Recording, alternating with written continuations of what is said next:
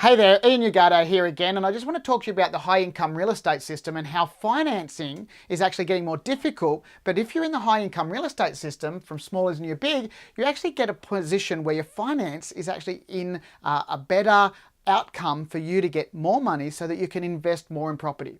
Right now, we've got a couple things working against the property industry. Firstly, the APRA changes. And APRA was very concerned about a heated market about 2 years ago, and they implemented some rules against all the lenders to ensure that they actually lent in a different policy in a different way.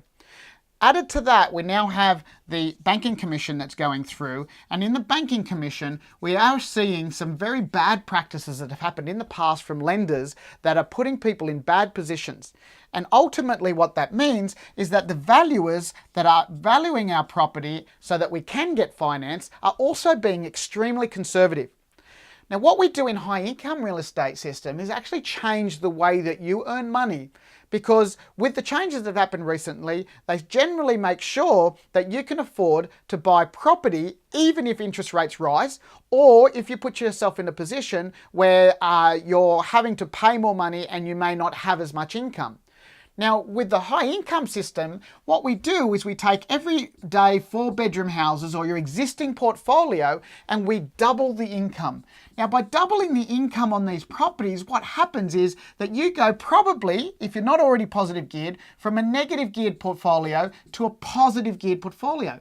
Now, when you're positive geared, what happens is that your income increases so that you are now in a position where you can afford to get more loans and get yourself into a better position. Also added to this is if your cash flow increases on your properties increase in its equity value or its capital value. As an example, recently we sold a property that was a high income real estate system property for $400,000 more than its real value if it was a standard everyday house. Why could we sell it for that? Because investors were out there looking for returns at 5 or 6% when we return at 10, 12, 14, sometimes 16%. Now, when we look at over the market, we actually have a strategy that we implement for ourselves that's called the Rentrepreneur.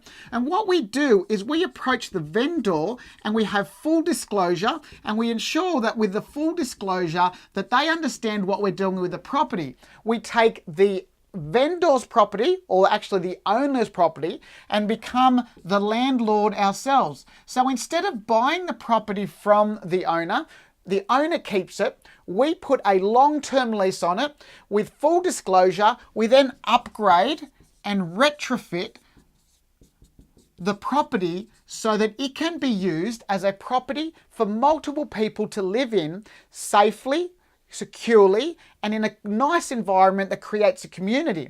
Now, by doing this, as an example, we've got one property where we pay $420 a week. We don't own the property. It cost us $10,000 to do the retrofit, upgrades, and furnish the property. We receive $865 a week, and after all costs, in the first year, we have an income of around $15,000. Now, we spent $10,000, but we've got $15,000 coming in, and we've got a 3-year lease on this, which means in the next year, we're actually earning another $15,000, and again, $15,000 more than that. It's a great strategy to use. Now, in everything that we talk about, there's rules and regulations that require compliance, and you need to do conversions to a building under the National Construction Code to ensure the safety of the people that live in that property.